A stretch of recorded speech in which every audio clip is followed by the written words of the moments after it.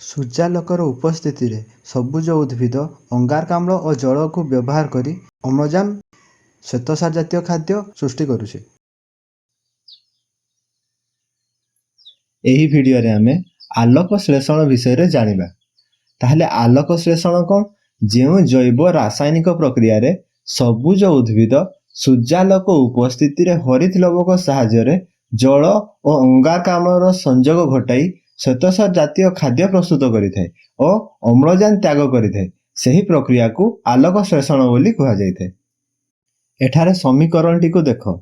ସୂର୍ଯ୍ୟାଲୋକର ଉପସ୍ଥିତିରେ ହରିତ ଲବକର ସାହାଯ୍ୟରେ ଗଛ ବାୟୁମଣ୍ଡଳରୁ ଅଙ୍ଗାରକାମ୍ଳ ଆଣୁଛି ଏବଂ ମାଟିରୁ ଜଳ ଆଣୁଛି। ତାକୁ ମିଶେଇ ଶ୍ୱେତସାର ଓ ଅମ୍ଳଜାନ ଓ ଜଳ ଅଣୁ କିଛି ସୃଷ୍ଟି କରୁଛି। ଏଠାରେ ଗଛ ଅମ୍ଳଜାନଟିକୁ ବାୟୁମଣ୍ଡଳକୁ ଛାଡ଼ି ଦେଉଛି ଏବଂ କିଛି ଜଳ, ଯାହାକି ଜଳୀୟ ବାଷ୍ପ ଆକାରରେ ବାୟୁମଣ୍ଡଳକୁ ଛାଡ଼ି ଦେଉଛି। ଚାଲ ବର୍ତ୍ତମାନ ଆଧାର ଓ ସଂସ୍ଥା ବିଷୟରେ ଜାଣିବା। ପ୍ରତ୍ୟେକ ପ୍ରକ୍ରିୟା ପାଇଁ ଏକ ଆଧାର ଓ ସଂସ୍ଥା ଦରକାର ହୋଇଥାଏ। ଯେପରି ଆମ ରୋଷେଇ ଘର ହେଉଛି ଆଧାର ଏବଂ ବ୍ୟବହୃତ ଚୁଲି, ହାଣ୍ଡି, କରେଇ ଆଦି ହେଉଛି ସଂସ୍ଥା। ସେହିପରି ସବୁଜ ଉଦ୍ଭିଦରେ ଆଲୋକ ଶୋଷଣ ପାଇଁ ବ୍ୟବହୃତ ଆଧାର ହେଉଛି ପତ୍ର ଏବଂ ସଂସ୍ଥା କହିଲେ ପତ୍ର ଭିତରେ ଯାହା ବି ଅଛି, ଯେଉଁମାନେ କି ଏହି ଆଲୋକ ଶୋଷଣ ପ୍ରକ୍ରିୟାରେ ବ୍ୟବହୃତ ହେଉଛନ୍ତି, ସେଇମାନେ ହେଉଛନ୍ତି ସଂସ୍ଥା। ପତ୍ରର ପୃଷ୍ଠରେ ଛୋଟ ଛୋଟ ରନ୍ଧ୍ର ଥାଏ, ଯାହାକୁ କି ଷ୍ଟୋମାଟା ବୋଲି କୁହାଯାଏ। ପତ୍ରର ଷ୍ଟୋମାଟା ଦେଇ ଅଙ୍ଗାରକାମ୍ଳ ପ୍ରବେଶ କରିଥାଏ ଏବଂ ଅମ୍ଳଜାନ ଓ ଜଳୀୟ ବାଷ୍ପ ଷ୍ଟୋମାଟା ଦେଇ ବାହାରକୁ ବାହାରି ଯାଇଥାଏ। ଚାଲ ବର୍ତ୍ତମାନ ପତ୍ରର ଅନ୍ତର୍ଗଠନ ବିଷୟରେ ଜାଣିବା, ଯାହାକି ଇଣ୍ଟରନାଲ ଷ୍ଟ୍ରକ୍ଚର ଅଫ ଲିଫ୍ ବୋଲି ଆମେ ତାକୁ କହିଥାଉ। ପତ୍ରରେ ଦୁଇ ପ୍ରକାରର ପାରେନକାଇମା ଟିସ୍ୟୁ ଥାଏ। ଗୋଟିଏ ହେଲା ପାଲିସେନ ପାରେନକାଇମା ଏବଂ ଅନ୍ୟଟି ହେଉଛି ସ୍ପଞ୍ଜି ପାରେନକାଇମା। ଏହି କୋଷମାନଙ୍କ ବା ଏହି ଟିସ୍ୟୁ ଭିତରେ କ୍ଲୋରୋପ୍ଲାଷ୍ଟ ନାମକ ଅଙ୍ଗିକା ରହିଥାଏ। କ୍ଲୋରୋପ୍ଲାଷ୍ଟ କ'ଣ? ଆଲୋକ ଶ୍ଳେଷଣର ମୁଖ୍ୟ ଅଙ୍ଗିକା ହେଉଛି କ୍ଲୋରୋପ୍ଲାଷ୍ଟ। କ୍ଲୋରୋପ୍ଲାଷ୍ଟ ଭିତରେ ଥିବା ତରଳ ଅଂଶକୁ ଷ୍ଟ୍ରୋମା ବୋଲି କୁହାଯାଏ। ଏହି ଷ୍ଟ୍ରୋମାରେ ବିଭିନ୍ନ ଏନଜାଇମ୍ ରହିଥାଏ ଏବଂ ପୋଷକ ପଦାର୍ଥ ମଧ୍ୟ ରହିଥାଏ।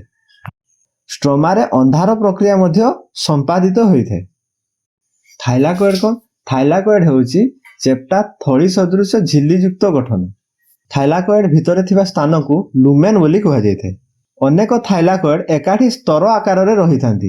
ସେହି ସ୍ତରକୁ ଗ୍ରାନା ବୋଲି କୁହାଯାଏ। ଏଠାରେ ତୁମେ ଚିତ୍ରରେ ଦେଖ, ଥାଇଲାକଏଡ୍ ଗୁଡ଼ିକ କିପରି ସ୍ତର ଆକାରରେ ରହି ଗ୍ରାନା ସୃଷ୍ଟି କରୁଛନ୍ତି। ପ୍ରତ୍ୟେକ ଗ୍ରାନା ପରସ୍ପର ସହିତ ଲମ୍ବ ଥାଇଲାକଏଡ୍ ବା ଯାହାକୁ କି ଆମେ ଷ୍ଟ୍ରୋମା ଲାମେଲି ବୋଲି କହିଥାଉ, ସେହି ଲମ୍ବ ଥାଇଲାକଏଡ୍ ଦ୍ୱାରା ସଂଯୁକ୍ତ ହୋଇ ରହିଥାନ୍ତି। ଚାଲ ଏବେ ଥାଇଲାକଏଡ୍ ମେମ୍ବ୍ରେନ୍ ବିଷୟରେ ଜାଣିବା। ଥାଇଲାକଏଡ୍ର ମେମ୍ବ୍ରେନ୍ ବା ଥାଇଲାକଏଡ୍ର ଝିଲ୍ଲିରେ କ'ଣ କ'ଣ ସବୁ ରହିଥାଏ? ଥାଇଲାକଏଡ୍ର ମେମ୍ବ୍ରେନ୍ରେ କ୍ଲୋରୋଫିଲ୍, ପ୍ରୋଟିନ୍ ଏବଂ ଲିପିଡ୍ ରହିଥାଏ। ସୂର୍ଯ୍ୟାଲୋକକୁ କ୍ଲୋରୋଫିଲ୍ ଗ୍ରହଣ କରିଥାଏ ଏବଂ ସୂର୍ଯ୍ୟାଲୋକର ଆଲୋକ ଶକ୍ତିକୁ ତାହା ରାସାୟନିକ ଶକ୍ତିରେ ପରିଣତ କରିଦେଇଥାଏ। ଆଲୋକ ସଂଶ୍ଳେଷଣର ସଂସ୍ଥାରେ କ୍ଲୋରୋଫିଲ୍, କ୍ଲୋରୋପ୍ଲାଷ୍ଟ, ଷ୍ଟ୍ରୋମା, ଥାଇଲାକଏଡ୍, ଗ୍ରାନା ଅନ୍ତର୍ଭୁକ୍ତ ହୋଇଥାନ୍ତି।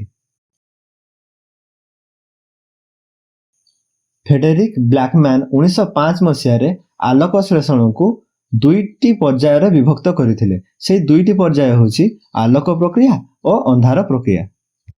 ତାହେଲେ ଚାଲ ଆଲୋକ ପ୍ରକ୍ରିୟା ବିଷୟରେ ଜାଣିବା। ଦୃଶ୍ୟମାନ ସୂର୍ଯ୍ୟାଲୋକର ଉପସ୍ଥିତିରେ ଏହି ପ୍ରକ୍ରିୟା ହୋଇଥାଏ। ଏହି ପ୍ରକ୍ରିୟାଟି ଥାଇଲାକଏଡ୍ ମେମ୍ବ୍ରେନ୍ ବା ଥାଇଲାକଏଡ୍ ଝିଲ୍ଲିରେ ସମ୍ପାଦିତ ହୋଇଥାଏ। ସୂର୍ଯ୍ୟାଲୋକକୁ ଥାଇଲାକଏଡ୍ର ଝିଲ୍ଲିରେ ଥିବା କ୍ଲୋରୋଫିଲ୍ ଶୋଷଣ କରିଥାଏ। ତାପରେ ଏହି ଆଲୋକ ଶକ୍ତିଟି ଥାଇଲାକଏଡ୍ରେ ଥିବା ଗୋଟିଏ କ୍ଲୋରୋଫିଲ୍ ଅଣୁରୁ ଅନ୍ୟ କ୍ଲୋରୋଫିଲ୍ ଅଣୁକୁ ସ୍ଥାନାନ୍ତରିତ ହୋଇଥାଏ। ଗୋଟିଏ କ୍ଲୋରୋଫିଲ୍ରୁ ଅନ୍ୟ କ୍ଲୋରୋଫିଲ୍କୁ ସ୍ଥାନାନ୍ତରିତ ଶେଷରେ ଏହି ଆଲୋକ ଶକ୍ତିଟି ଫଟୋସିଷ୍ଟମ 1କୁ ଯାଇ ପହଞ୍ଚିଥାଏ ଏବଂ ଫଟୋସିଷ୍ଟମ 1ର P700ରେ, ଯାହାକି ପିଗମେଣ୍ଟ 700ରେ ସୂର୍ଯ୍ୟାଲୋକର 700 ନାନୋମିଟର ବିଶିଷ୍ଟ ତରଙ୍ଗଟି ଆବଜର୍ଭ ହୋଇ ଷ୍ଟୋର ହୋଇଥାଏ।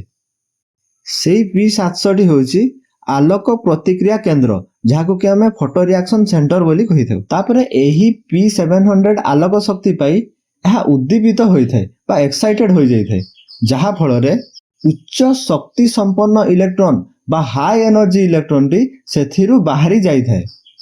ଏହା ଫଳରେ P700 ଜାରିତ ହୋଇଥାଏ। ତାପରେ ଏହି ଇଲେକ୍ଟ୍ରନଟି ବିଭିନ୍ନ ବାହକ ମାଧ୍ୟମରେ ଗତି କରି ଶେଷରେ NADP+ କୁ ଯାଇ ପହଞ୍ଚି ଯାଏ। ଏହି NADP+ ଇଲେକ୍ଟ୍ରନ୍ ଓ ହାଇଡ୍ରୋଜେନ୍ ଆୟନକୁ ଗ୍ରହଣ କରେ, ତାପରେ ତାହା NADPH ରେ ପରିଣତ ହୋଇଯାଇଥାଏ। ଚାଲ ଏବେ ଫଟୋସିଷ୍ଟମ 2 ରେ କ'ଣ ହେଇଥାଏ ସେ ବିଷୟରେ ଜାଣିବା। ଯେହେତୁ ଫଟୋସିଷ୍ଟମ 1 ର P700 ରେ ଇଲେକ୍ଟ୍ରନର ଅଭାବ ହୋଇଥାଏ, ସେହି ଅଭାବକୁ ପୂରଣ କରିବା ପାଇଁ ଫଟୋସିଷ୍ଟମ 2 ର ପିଗମେଣ୍ଟ 680 ରୁ ଇଲେକ୍ଟ୍ରନ୍ ଆସିଥାଏ। ଏହି ପିଗମେଣ୍ଟ 600 ରୁ କିପରି ଭାବରେ ଇଲେକ୍ଟ୍ରନ୍ ବାହାରିଥାଏ? ଏହା ସୂର୍ଯ୍ୟାଲୋକର 680 ନାନୋମିଟର ବିଶିଷ୍ଟ ସୂର୍ଯ୍ୟାଲୋକକୁ ଗ୍ରହଣ କରିଥାଏ ଏବଂ ତାହା ଏକ୍ସାଇଟେଡ୍ ବା ଉଦ୍ଦୀପିତ ହୋଇ ଇଲେକ୍ଟ୍ରନ୍ ବାହାର କରିଦେଇଥାଏ, ଯାହାକି ହାଇ ଏନର୍ଜି ଇଲେକ୍ଟ୍ରନ୍ ହୋଇଥାଏ। ଯେହେତୁ ଫଟୋସିଷ୍ଟମ 2 ର ପିଗମେଣ୍ଟ 680 ତାର ଇଲେକ୍ଟ୍ରନଟିକୁ ଦେଇ ଦେଉଛି, ତେଣୁ ଏଠାର ମଧ୍ୟ ଇଲେକ୍ଟ୍ରନର ଅଭାବ ହେଇଯାଉଛି। ତେଣୁ ପିଗମେଣ୍ଟ 680 ନିକଟରେ ଜଳର ଆଲୋକ ବିଶ୍ଳେଷଣ ହୋଇଥାଏ। ଏଥିରୁ ଇଲେକ୍ଟ୍ରନ୍, ହାଇଡ୍ରୋଜେନ୍ ଆୟନ, ଯାହାକୁ କି ଆମେ ପ୍ରୋଟନ ବୋଲି କହିଥାଉ, ଏବଂ ଅମ୍ଳଜାନ ସେଥିରୁ ଉତ୍ପନ୍ନ ହୋଇଥାଏ। ତାହେଲେ ATP କିପରି ଭାବରେ ସୃଷ୍ଟି ହୋଇଥାଏ? ଏହି ଜଳ ଅଣୁ ଭାଙ୍ଗିବା ଯୋଗୁଁ ଥାଇଲାକଏଡ୍ ଭିତରେ H+ ଆୟନ ଜମା ହୋଇଯାଇଥାଏ। ଏହା ଦ୍ୱାରା ଏକ ବଳ ସୃଷ୍ଟି ହୋଇଥାଏ, ଯେଉଁ ବଳକୁ କି ଆମେ ଅବକ୍ରମ ବଳ ବୋଲି କହିଥାଉ। ଏହି ବଳକୁ ବ୍ୟବହାର କରି ବା ଏହି ଶକ୍ତିକୁ ବ୍ୟବହାର କରି ADP ଇନଅର୍ଗାନିକ ଫସ୍ଫେଟ୍ ସହ ମିଶି ATP ରେ ପରିଣତ ହୋଇଯାଇଥାଏ, ଅର୍ଥାତ୍ ADP ରୁ ATP ତିଆରି ହୋଇଥାଏ। ଏହି ଆଲୋକ ପ୍ରକ୍ରିୟାର ଶେଷରେ କ'ଣ ହୋଇଥାଏ? ATP, NADPH ଏବଂ ଅମ୍ଳଜାନ ବାହାରିଥାଏ। ଏଠାରେ ATP ଓ NADPH ହେଉଛନ୍ତି ଆଲୋକ ଶ୍ଳେଷଣର ଶକ୍ତି। ଏହି ଦୁଇଟି ଶକ୍ତି ଅନ୍ଧକାର ପ୍ରକ୍ରିୟାରେ ଗ୍ଲୁକୋଜ ତିଆରି ପାଇଁ ବ୍ୟବହୃତ ହୋଇଥାନ୍ତି। ଚାଲ ଏବେ ଅନ୍ଧାର ପ୍ରକ୍ରିୟା ବିଷୟରେ ଜାଣିବା। ତାହେଲେ ଅନ୍ଧାର ପ୍ରକ୍ରିୟା କ'ଣ? ଅନ୍ଧାର ପ୍ରକ୍ରିୟା ସିଧାସଳଖ ଭାବରେ ସୂର୍ଯ୍ୟାଲୋକ ଉପରେ ନିର୍ଭର କରିନଥାଏ। ଆଲୋକ ପ୍ରକ୍ରିୟାର କିଛି ସମୟ ପରେ ଅନ୍ଧାର ପ୍ରକ୍ରିୟା ଆରମ୍ଭ ହୋଇଯାଇଥାଏ ଏବଂ ଏହା ଆଲୋକ ପ୍ରକ୍ରିୟା ସହ ଚାଲିଥାଏ। ଏହି ପ୍ରକ୍ରିୟାଟି କ୍ଲୋରୋପ୍ଲାଷ୍ଟର ଷ୍ଟ୍ରୋମାରେ ହୋଇଥାଏ। ଆଲୋକ ପ୍ରକ୍ରିୟାରେ ଯେଉଁ ATP ଓ NADPH ସୃଷ୍ଟି ହୋଇଥାଏ, ତାହା ଏଠାରେ ବ୍ୟବହୃତ ହୋଇଥାଏ।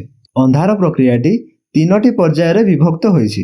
ପ୍ରଥମ ପର୍ଯ୍ୟାୟରେ ବାୟୁମଣ୍ଡଳରୁ କାର୍ବନ ଡାଇଅକ୍ସାଇଡ୍ ଷ୍ଟ୍ରୋମାକୁ ପ୍ରବେଶ କରିଥାଏ ଏବଂ ତାହା ଷ୍ଟ୍ରୋମାରେ ଥିବା ରସରେ ଦ୍ରବୀଭୂତ ହୋଇଯାଇଥାଏ।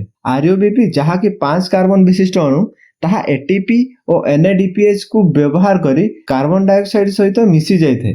ଏହି ପ୍ରକ୍ରିୟାକୁ ରୁବିସ୍କ ଏନଜାଇମ୍ ସମ୍ପନ୍ନ କରିଥାଏ। ଏଥିରୁ ଏକ ଅସ୍ଥିର 6 କାର୍ବନ ବିଶିଷ୍ଟ ଯୌଗିକ ତିଆରି ହୋଇଥାଏ। ଏହା ସାଙ୍ଗେ ସାଙ୍ଗେ ଭାଙ୍ଗି ଯାଇଥାଏ ଏବଂ 2ଟି 3 କାର୍ବନ ଯୁକ୍ତ ଶର୍କରା ଅଣୁରେ ପରିଣତ ହୋଇଯାଇଥାଏ।